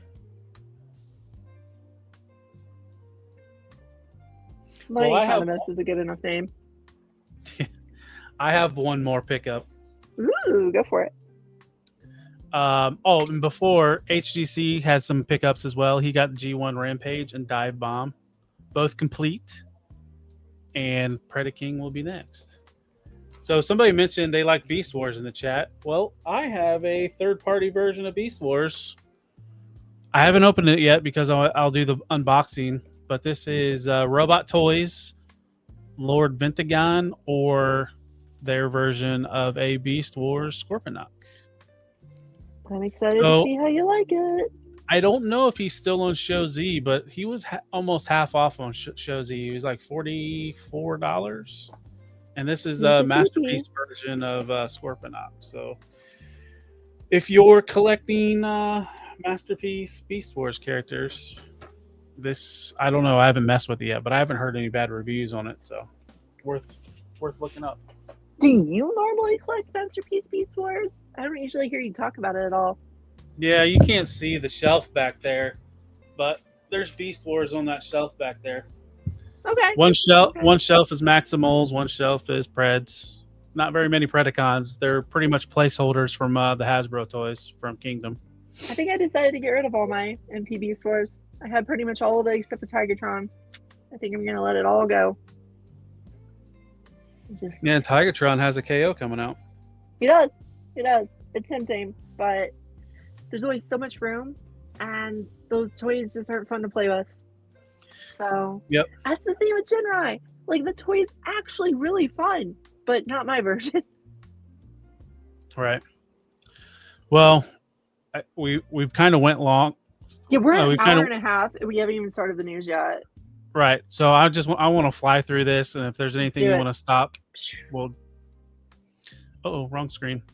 I took Anna off. Welcome back. You did. You threw me out. You were like, "We gotta go fast. Get out of here." Right. Yeah. Slow down, too much of in a hurry. All right. So official toy news, like every week, official toy news is brought to you by Collecticon. Use the code FFC10. Let me run this really quick. The Transformers will return after these messages.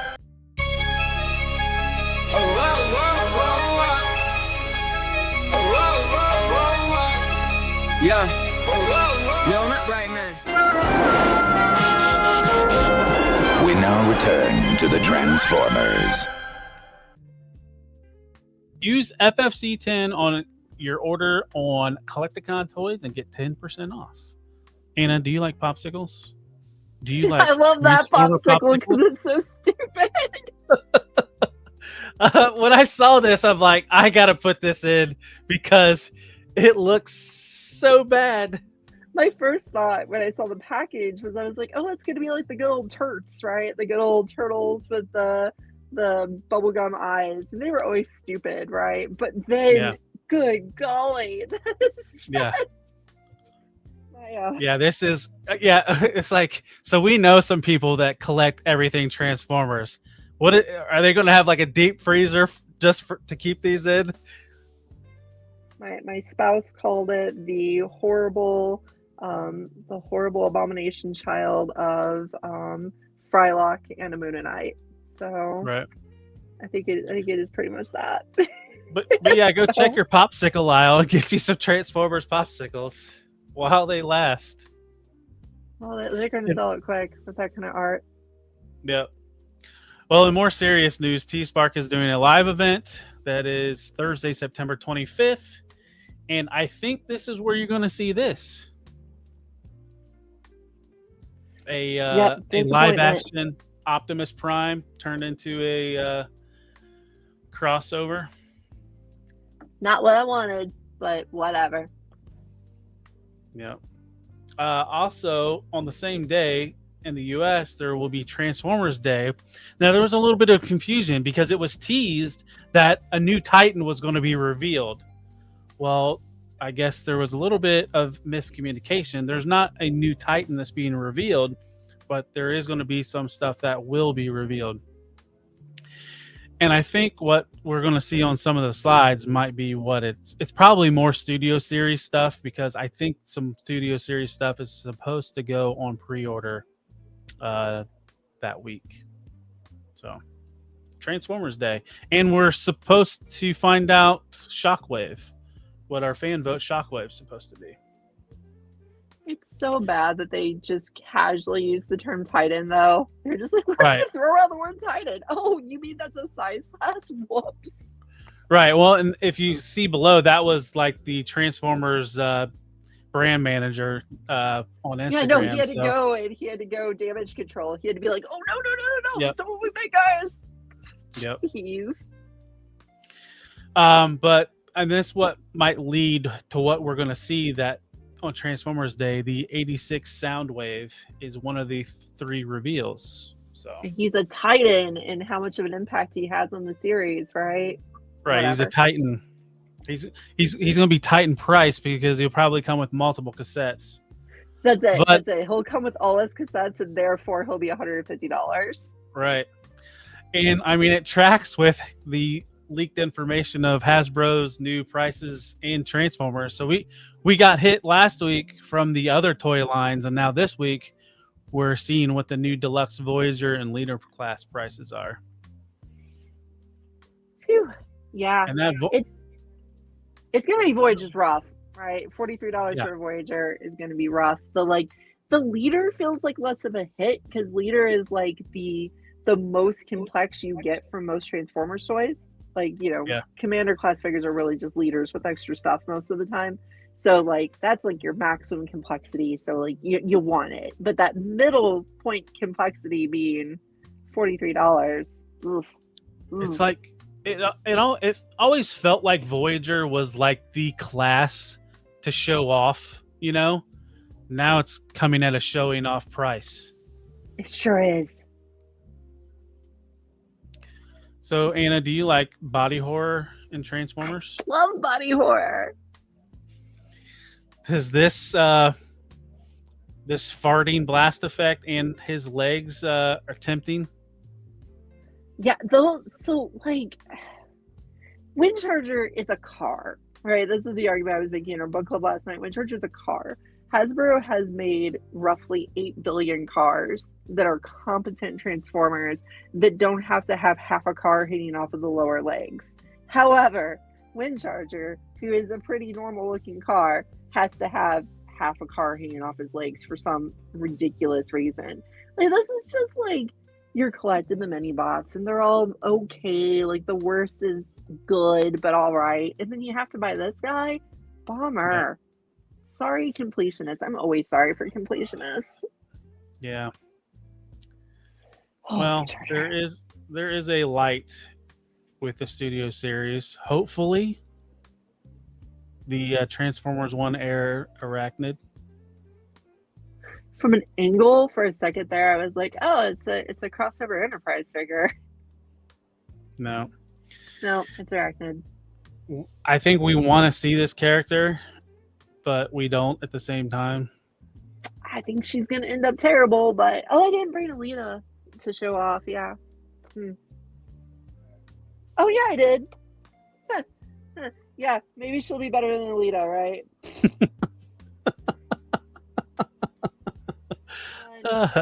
Okay, we didn't get to see this last night when he was talking about this. Oh, we saw some pictures. I've got a jetpack that doesn't fit on me, but it fits in my car mode. Goodbye. Quasi car mode.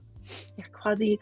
It's supposed to be a bike-ish thing, right? But this is, yeah. Mm-hmm. Yeah. If she's better than Alita, that would be great. But I think her vehicle mode's going to be better than Alita, but her robot mode's going to be worse. Right. So Barricade. What was this one? The last night version of Barricade. I think a lot of people want this, but he looks chunky. That's chunky. Oh, before we move on, Adamantium Blade Comic Collectibles is asking about third-party Transformers figures. A good Soundwave depends on what you're looking for. If it's Masterpiece class, you could actually go for the official. It's probably the best price for one because Fan Toys did a better job. Fan Toys is my preferred one, but a lot of people still like the Takara Masterpiece. And you could probably find a KO that's just as good as the Takara one at a better price. Yeah, probably. Here's the guy, right? Like, this is hot off the press just from today. Good old Mark Clonus sharing some nice pictures of Big Convoy. What do you think? I think that he's on par with the original, but I just don't know. Do you think you need both? Because, I mean, of course I have the original. It's Big Convoy. He's like one of the best Japanese Beast Wars figures. So, I don't know. Love Big Convoy. He's great. Don't get me wrong. Yeah. He's great. But I And this is kind of... leader? Yeah, they leadered him. Which I think makes him scale okay with his nemesis. But, gosh, I wanted him bigger. You know? I just want a big old mammoth in my collection. The original is nice and big and chunky and fun. So I honestly think that's probably enough for me. Most likely this will be smaller than that I think so. original. I think it'll be a little smaller. It's not going to be wildly smaller, but I think it'll be a little smaller. Well, with the caps, I think Zaldron's excited. Oh, I'd say so. I mean, Big Convoy's a great character. It looks like a good toy. And I am glad that after all these years, mainline Hasbro has finally decided to acknowledge the Japanese series, right? Mm-hmm. We're getting Japanese Beast Wars, we're getting Japanese G1. We're finally getting this stuff. We went such a long drought of them barely acknowledging these series existed. We got the junior headmasters complete for the Decepticons or Destrons. What I was going to say, like, not for the Cybertrons, but yes, right. The Destrons. Could they do those next though in those 4 packs? There would probably be some major retooling and rework to get those in, but you never know. 3 more years of getting 4 packs for the juniors. I don't know if I want to do that. Those 4 packs are exhausting. Good point. Zaldron mentioned compared to that Leo Convoy, he's going to be pretty small. Yeah, we'll just have to be okay with that. Yeah. On to crossover news from Mattel. They teased this earlier this last week, and then they did the full reveal of their Hot Wheels sized Nemesis Prime. So weird. If you remember about a year ago, this was $80-ish on Mattel Creations. And for some reason, the black variant is $65. It's more niche. Niche. I think if they had somehow instead made an Ultra Magnus, right? They had gone for the full Ultra Magnus body and made a little one like that, they could have charged like $200 for that thing. But this, he's niche. Could they scale it down using the missing link Ultra Magnus? Because this is kind of almost missing. No, it's not, right? It's just the G1 style. I was thinking it had more articulation than this. But the last one sold out fairly quickly and went pretty expensive on the secondary market. So be on the lookout for this. I think it goes up for pre-order next week. I think so. Something like that.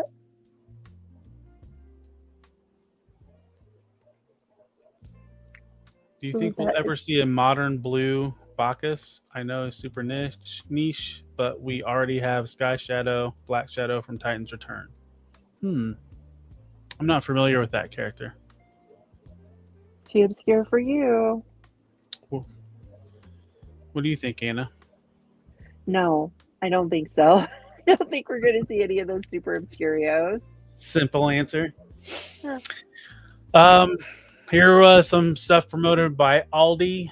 They are going to be somewhere. Where is this? I can't read. It's too small. Some convention where they're going to have clear variants of some of their figures, as well as the silver Optimus Prime, and they're going to be limited to 999. Okay. Now, I can't remember if I asked the Discord this earlier this week, but is this going to be like Yolo Park's battle with Blocky's Galaxy class? If these could get marketed into a retail store? No, because these are their battle with Galaxy class. It's the AMK minis. Mm-hmm. And these are worse than Galaxy class, even though they're a little bigger. Right, those things are pointless. Because here's the thing, right? Like, I know nobody has the AMK minis. The AMK minis are already, I know not literally nobody, someone in the chat probably has them. Whatever, Zakanan. Bumblebee's great. But these guys are not very many parts, right? They're like boop, boop, boop, you put them together, right? These are already beginner level, these minis. Right. Like, they come in little baggies, you pop them together, they're nowhere near as complicated as a blocky, you're donezo, right?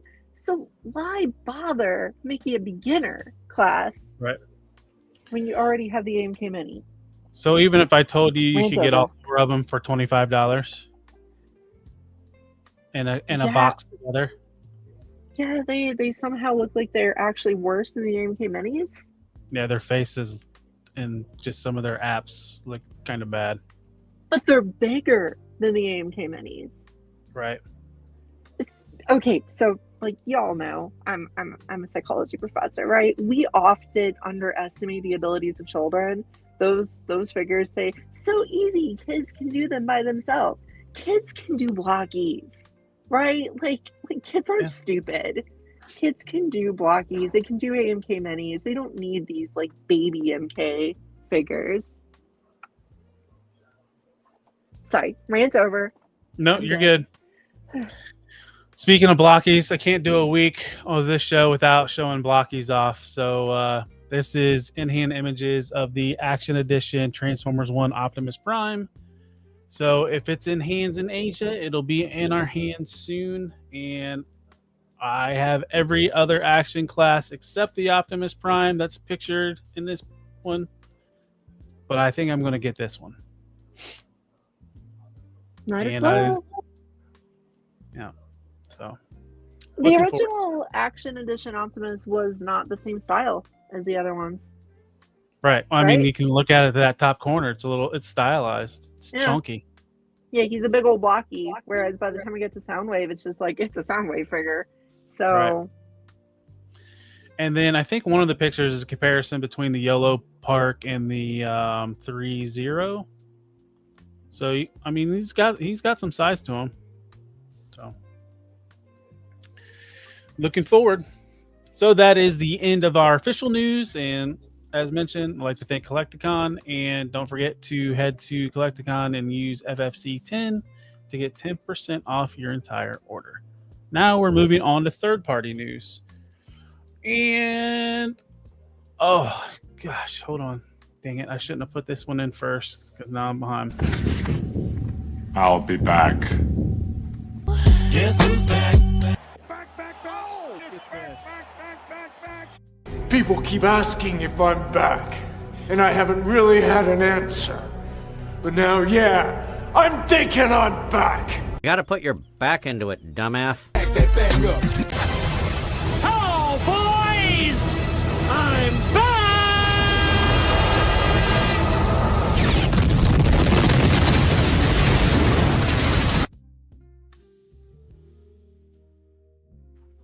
I want to say it's a guilty pleasure. This is becoming my favorite segment just because that's so. I like playing that video. I'm going to let you do this segment on your own. Just a second. All right, go for it. So Unique Toys are reissuing their Megatron from, what is this? This is the Last Night Megatron. I have not handled this figure, but I always thought this, as bad as those movies were, I thought this design was kind of cool. But yeah, so that's hitting a reissue this week, along with DX9 6-Shot. Now, if you guys aren't familiar, 6-Shot was the G1 character that could turn into 6 things, and yes, he did turn into a gun. Or if you flip it upside down, it was a sailboat. But this is a decent price for a masterpiece. What was it? It's like around $80. Also, yeah, quote unquote gun.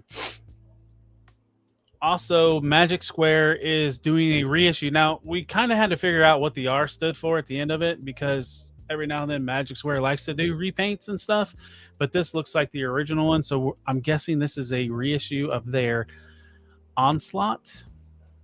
part of their Bruticus, their Combaticon combiners.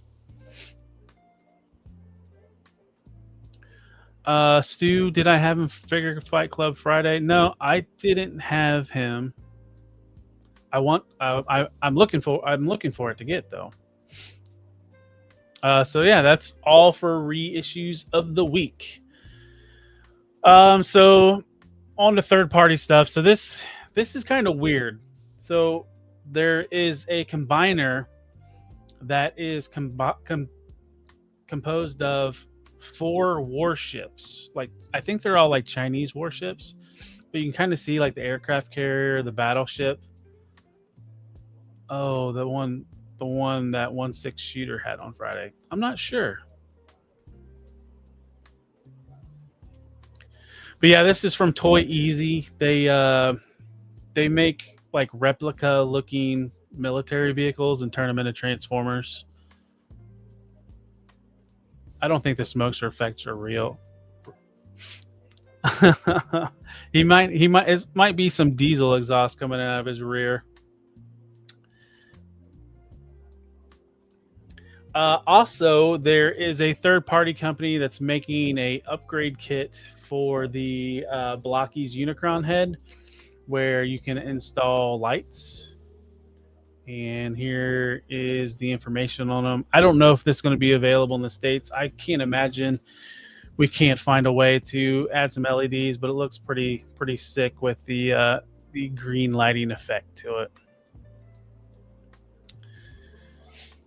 Let's see. Next we have, who is this? This is Craftsman Toys. So Craftsman Toys is working on actually they finished their combiner, their Computron combiner, and now they're working on a Grimlock. But the word is this is going to be a Volcanicus, so it's going to be a combining Dinobot combiner. And I really like how in robot mode they have the flames that it can attach to his chest. Hey Lou, thanks for hopping in. Appreciate it.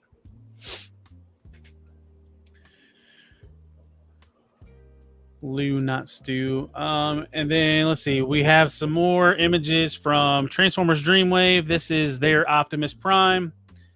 I believe I think it's the Rise of the Beast Optimus Prime, but this is a masterpiece scale. I don't know if it was a little mistransformation, but if you look in the truck mode, the fuel tank just kind of looks a little bit off, so I don't know if that's how it's supposed to be. But I don't know. I already have the Takara MPM of this Optimus Prime, so I'm really not in the need to find another one. But Transform Dreamwaves was really known for their upgrade kits, and now they are kind of doing some more robots. If anybody's been paying attention to Devastator, X-Transbots has been fast tracking all their members of their Devastator, and now they have a tease for their is this Mixmaster or Hook? I can't remember which one this is, but this will make number 5 of 6. Welcome back, Anna. So perfect timing because we are hitting the DNA upgrade kit to Megatronus. Yeah, that's a pretty upgrade kit, right? Like, DNA has been trying to sell me figures I didn't get lately, like with the upgrade kit for the animated Motormaster to make him into animated Minosaur, right? Like that is amazing. And that is also really cool. Zaldron says, why? You don't want all these extra flames and a chainsaw flame sword?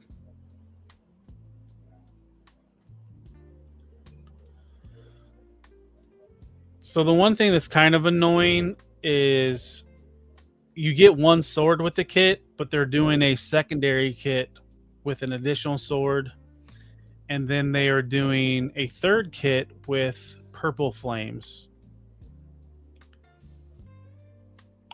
So I mean, I don't have the Megatronus. I mean, this makes him look a bit meaner, but I don't know if it's something that I need to add. Well, I think it's not like for me, what it did was made me realize just how like not exciting the original flames were for the shoulders. Like Yeah. it just made them like, because before it was like, oh, those flames are really fun, but now it's like, ooh, but they could have been that, right? That's crazy there. Yeah. And would you display it with these big flames on his shoulders? Oh, I think so, for sure. Gotta go full Dreamwave Man on Fire. I would never display in alt mode, but it does, the two chainsaw blades in the front do look kind of cool, just right there. Menacing looking.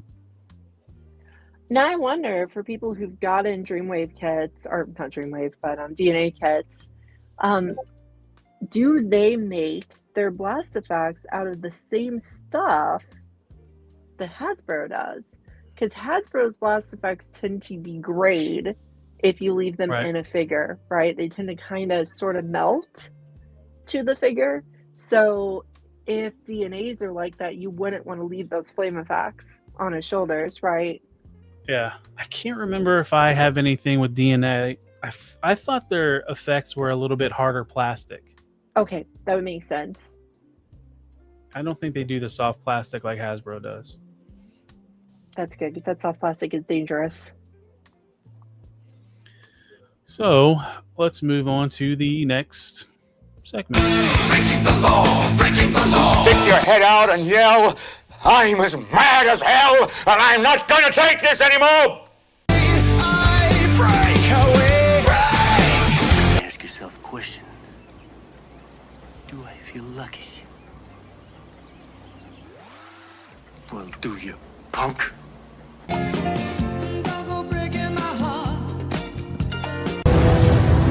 I don't know you anymore.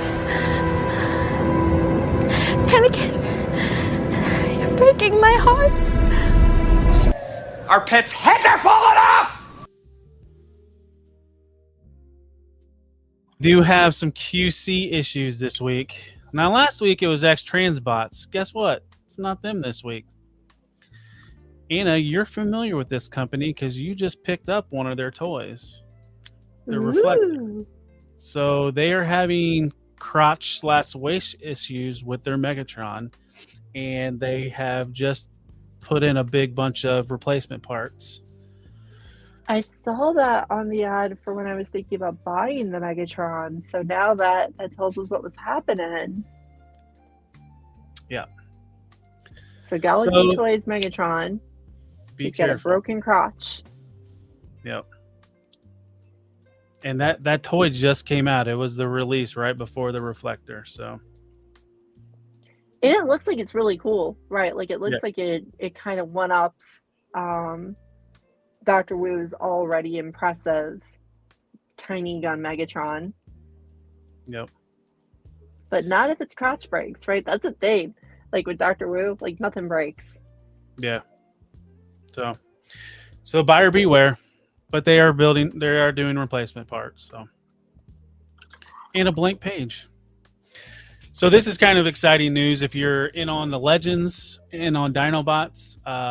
Magic Square has finished their Dinobots. Snarl was the last member needed to complete the team.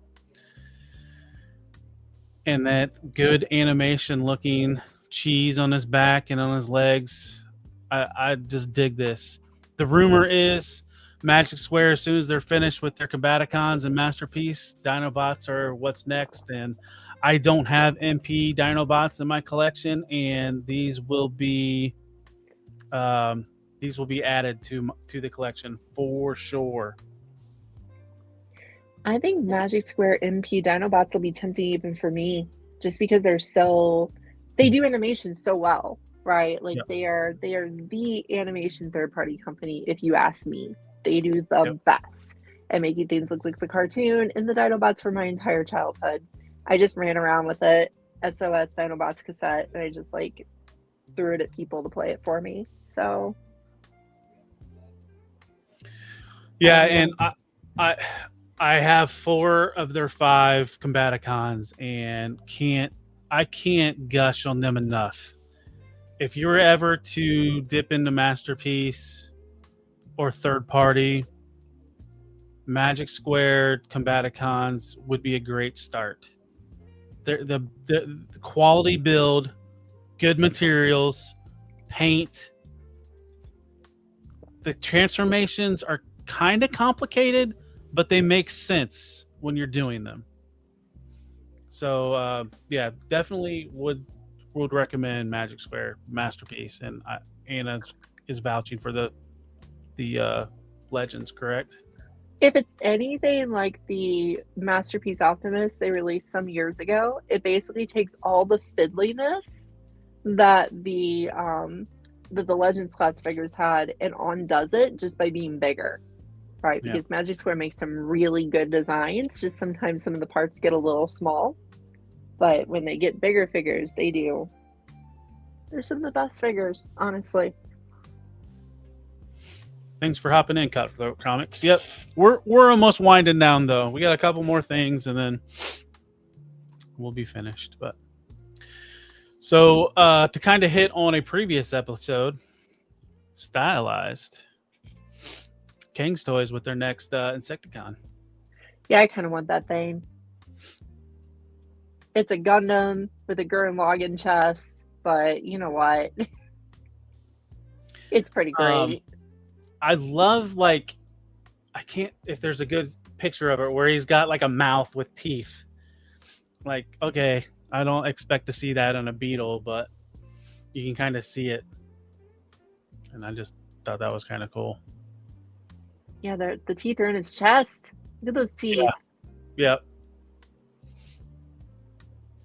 What about the previous one? Did Catherine tempt you into getting that one?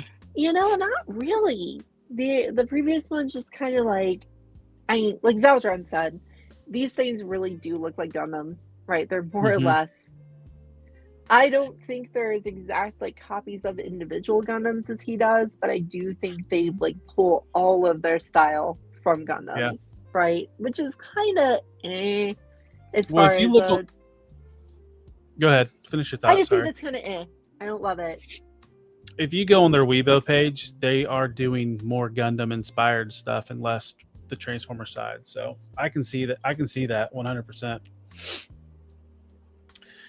And then the last bit of news. Oh, here's more of it. But the last bit of news this week was Star Toys' Trax is in hand, and I haven't got a shipping notice from Show Z, but we should start to see shipping notice of this very soon. And I'm looking forward to replacing my Takara Masterpiece KO Trax with this guy.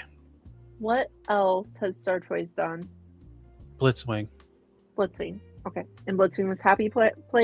It was good? Yeah. Okay. But everybody's getting Fans Toys in right now, so they're replacing it. Oh, whatever. You could probably get a good Star Toys Blitzwing right now if you're looking for a Masterpiece Blitzwing. But here's a little bit of a comparison between like the Toon design, the Takara mold, and the Star Toys mold. If we get a Road Rage out of this, I'll be tempted. Oh, look, and Loud Pedal. Do them all. My Takara Road Rage is like, she's still there, but gosh, that mold is. Yep. It's all right.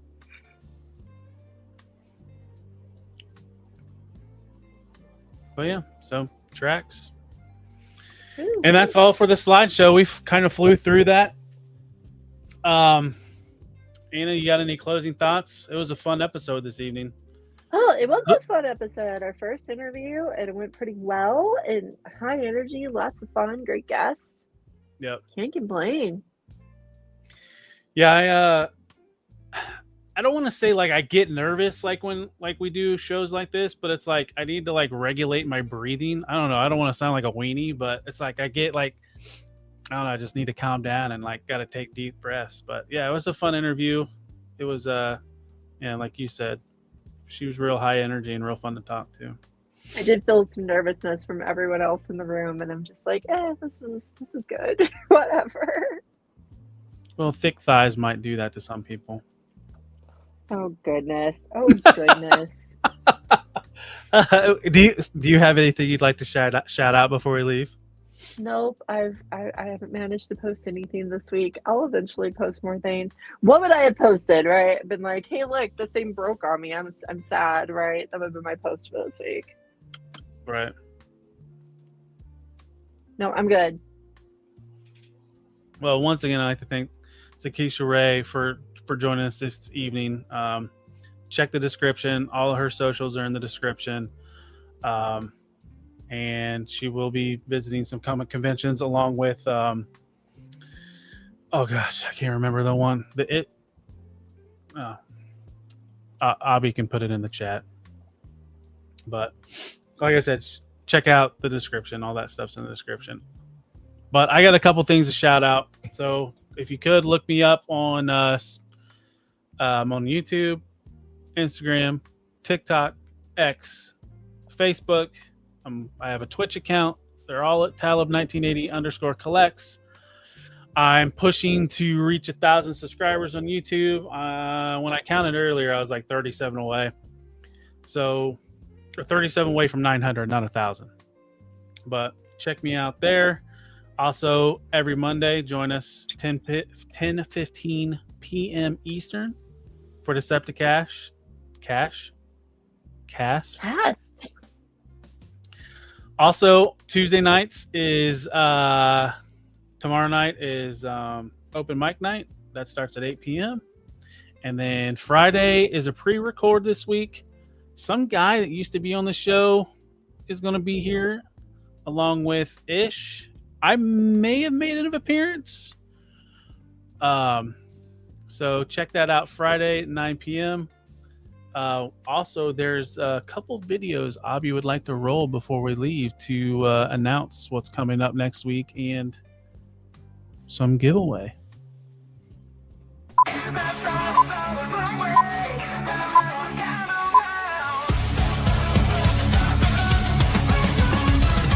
collecting action figures in a world that don't make sense. We all share the addiction. We are not so innocent. From the finals to the shelves, we all share the same quest to collect them all, not go broke and do our very best. Welcome to the Classic Journey Podcast, where Brandon, Albie, and Ish will broadcast. Through the journey, tell the story of the way we set our path in the quest for action figures. May this journey forever last.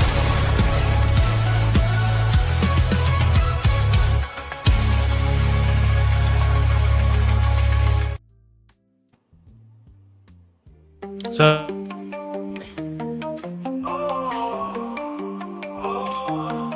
Welcome to Figure Fight Club, where collectors come to... What's up, Figure Fight Club fans?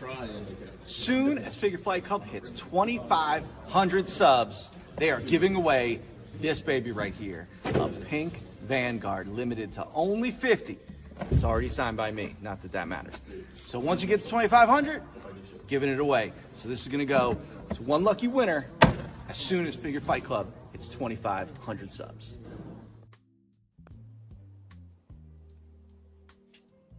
well, thank you for everyone for showing up this evening. I kind of got cut off there a little bit. I didn't know how much time I had in between videos. But as the video showed, pushing to those 2,500 subs, we're getting closer and closer each day. So come join us, on that giveaway party and watch me not win anything. But yeah, that's all I have for this evening. Anna, thank you for joining. Thank you for coming. Whatever. I don't know why I said joining. That's horrible. But I'm always here. Yay. Yep. Thank you for existing. We'll see you next week. Take care. Good night. Peace. Bye.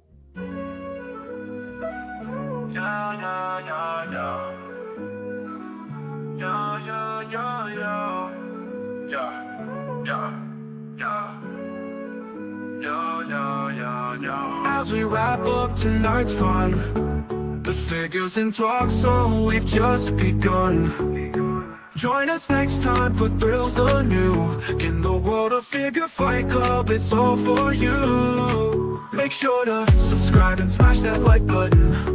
See you next week on Figure Fight Club, stay strutting.